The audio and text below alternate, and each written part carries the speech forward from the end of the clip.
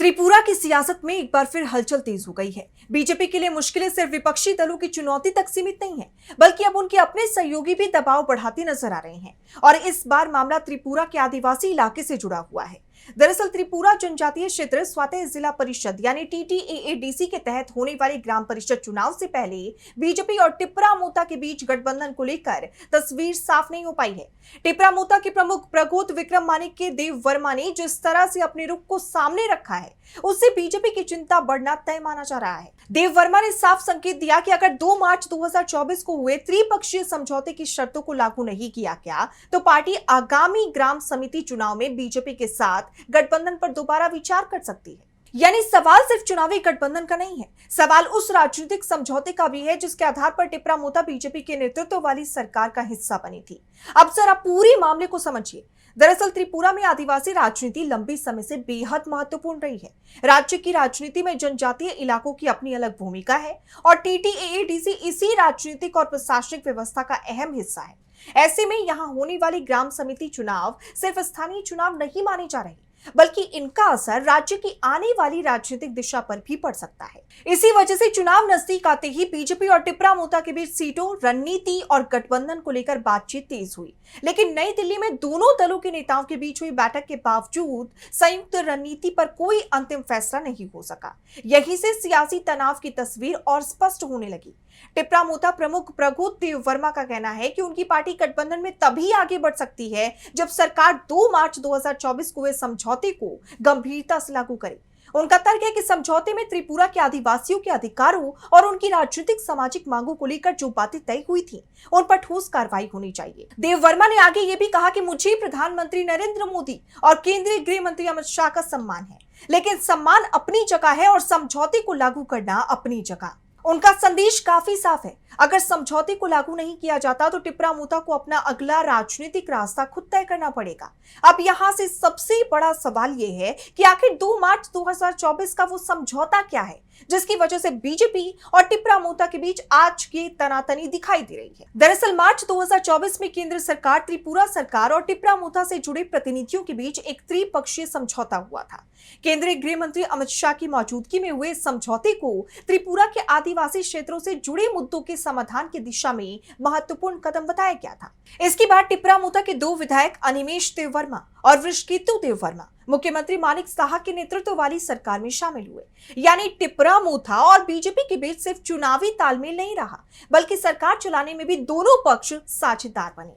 लेकिन अब करीब 2.5 साल बाद वही साझेदारी सवालों के घेरे में दिखाई दे रही है। टिप्रा मोता का कहना है कि जिन बातों और शर्तों के आधार पर समझौता हुआ था, उनके क्रियान्वयन में अपेक्षित तेजी नहीं दिखाई दे रही और अगर ऐसा ही चलता रहा तो पार्टी आगामी चुनाव में बीजेपी के साथ गठबंधन को लेकर अपने विकल्प खुले रखेगी। ये बीजेपी के लिए इसलिए भी बड़ी चिंता है क्योंकि TTAADC की राजनीति में टिप्रा मोता की मजबूत पकड़ है। हाल ही में TTAADC चुनाव में टिप्रा मोता ने 28 सीटों में से 24 सीटों पर जीत दर्ज की थी, जबकि बीजेपी को सिर्फ 4 सीटें मिली थी। यह आंकड़ा बताता है कि आदिवासी इलाकों में टिप्रा मोता का राजनीतिक प्रभाव कितना मजबूत है। अब इसी प्रभाव के बीच TTAADC के तहत आने वाली 587 ग्राम समितियों के चुनाव होने हैं, इसलिए बीजेपी के सामने चुनौती दोहरी है। एक तरफ पार्टी को राज्य में अपने गठबंधन को बचाए रखना है, तो दूसरी तरफ आदिवासी इलाकों में अपनी राजनीतिक जमीन को मजबूत करना है।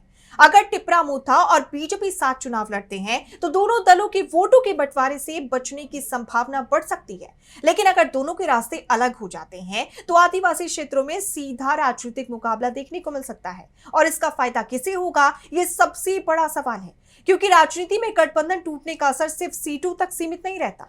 इससे कार्यकर्ताओं का मनोबल, वोटरों का रुख और चुनावी समीकरण भी तेजी से बदल सकते हैं। इसी बीच बीजेपी के आदिवासी नेताओं की तरफ से टिप्रा मोता पर गंभीर आरोप लगाए गए हैं। बीजेपी के कुछ जनजातीय नेताओं का आरोप है कि टिप्रा मोता एक तरफ सरकार और बीजेपी के साथ बातचीत कर समझौते को लागू कराने की कोशिश कर रही है, जबकि दूसरी तरफ आदिवासी इलाकों में विरोध प्रदर्शनों को भी बढ़ावा दिया जा रहा है। बीजेपी नेताओं के मुताबिक कुछ विरोध प्रदर्शनों में आत्मसमर्पण कर चुके पूर्व उग्रवादियों से जुड़े समूहों की भागीदारी भी देखी जा रही है। सड़क जाम जैसी गतिविधियों का हवाला देते हुए बीजेपी का आरोप है कि इन प्रदर्शनों के जरिए केंद्र और राज्य सरकार पर दबाव बनाया जा रहा है। बारामूला पहाड़ियों जैसे इलाकों में सड़कें जाम किए जाने की बात भी सामने आई है। खराब मौसम के बावजूद अगर इस तरह के प्रदर्शन जारी रहते हैं तो इसका सीधा असर आम लोगों पर पड़ सकता है।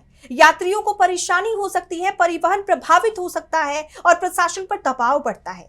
लेकिन बीजेपी के लिए चिंता का दूसरा पहलू राजनीतिक है। बीजेपी के जनजातीय नेताओं का कहना है कि इस तरह की गतिविधियों का असर सिर्फ आदिवासी इलाकों तक सीमित नहीं रहता, बल्कि इससे राज्य के गैर जनजातीय मतदाताओं के बीच भी संदेश जाता है। हालांकि दूसरी तरफ टिप्रा मोता का अपना तर्क है। पार्टी का कहना है कि अगर सरकार ने समझौते में किए गए वादों को पूरा करने की दिशा में पर्याप्त कदम उठाए होते तो इस तरह के दबाव की स्थिति पैदा ही नहीं होती।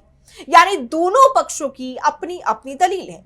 बीजेपी कह रही है गठबंधन के बावजूद सरकार पर दबाव बनाने के लिए आंदोलन और सड़क जाम की राजनीति ठीक नहीं है। वहीं टिप्रा मोता कह रही है कि अगर आदिवासी अधिकारों से जुड़े समझौते को लागू नहीं किया गया तो राजनीतिक दबाव बनाना जरूरी हो जाता है।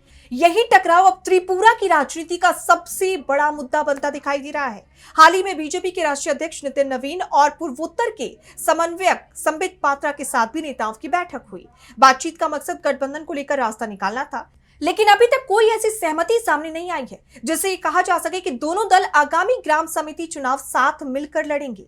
और यही अनिश्चितता बीजेपी के लिए सबसे बड़ी चुनौती है, क्योंकि अगर टिप्रा मोता अलग राह चुनती है तो बीजेपी को आदिवासी क्षेत्रों में सीधे उसके प्रभाव का सामना करना पड़ सकता है। दूसरी तरफ अगर बीजेपी समझौते की शर्तों को लेकर टिप्रा मोता की मांगों पर आगे बढ़ती है तो उसे राज्य की व्यापक राजनीति और केंद्र राज्य स्तर पर कई राजनीतिक और प्रशासनिक पहलुओं को संतुलित करना होगा। यानी मामला जितना दिखाई दे रहा है उससे कहीं ज्यादा जटिल है। यह सिर्फ दो पार्टियों के बीच सीटों का समझौता नहीं है, यह त्रिपुरा की आदिवासी राजनीति, संवैधानिक अधिकारों की मांग, स्वतः परिषद की भूमिका और राज्य की सत्ता के बीच संतुलन का सवाल भी है। और यही वजह है कि आने वाली ग्राम समिति चुनाव को लेकर राजनीतिक गतिविधियां लगातार बढ़ रही हैं। अब सवाल यह भी है कि अगर टिप्रा मोता बीजेपी से अलग होकर चुनाव मैदान में उतरती है तो क्या होगा। सबसे पहला असर सीटों के समीकरण पर पड़ेगा। बीजेपी और टिप्रा मोता के बीच अगर वोटों का विभाजन होता है तो तीसरे पक्षों के लिए भी राजनीतिक जगह बन सकती है। विपक्षी दल इस स्थिति को बीजेपी के खिलाफ इस्तेमाल करने की कोशिश कर सकते हैं, लेकिन अगर दोनों पार्टियां आखिरी समय में समझौते पर पहुंच जाती हैं तो तस्वीर पूरी तरह बदल सकती है। यानी अभी कहानी का अंतिम अध्याय लिखा जाना बाकी है।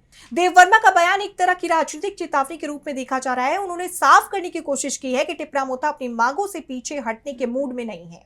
वहीं बीजेपी के लिए भी यह समझना जरूरी होगा कि आदिवासी क्षेत्रों में टिप्रा मोता की मजबूत पकड़ को नजरअंदाज करना आसान नहीं है। तो कुल मिलाकर तस्वीर साफ है। त्रिपुरा में बीजेपी और टिप्रा मोता का गठबंधन शायद अब ज्यादा दिन नहीं टिक सकता, क्योंकि रिश्तों में तनाव के संकेत दिखाई दे रहे हैं। प्रगोद देव वर्मा ने समझौते को लागू करने को लेकर जिस तरह खुलकर अपनी बात रखी है उससे बीजेपी पर दबाव बढ़ गया है। आगामी 587 ग्राम समितियों के चुनाव इस गठबंधन के लिए अग्नि परीक्षा साबित हो सकते हैं। अगर समझौते को लेकर दोनों पक्षों के बीच सहमति बनती है तो गठबंधन आगे भी मजबूत रह सकता है, लेकिन अगर मांगों पर गतिरोध जारी रहा और टिप्रा मोता ने अलग रास्ता चुना तो त्रिपुरा के आदिवासी इलाकों में बीजेपी के सामने एक नई और बड़ी राजनीतिक चुनौती खड़ी हो सकती है।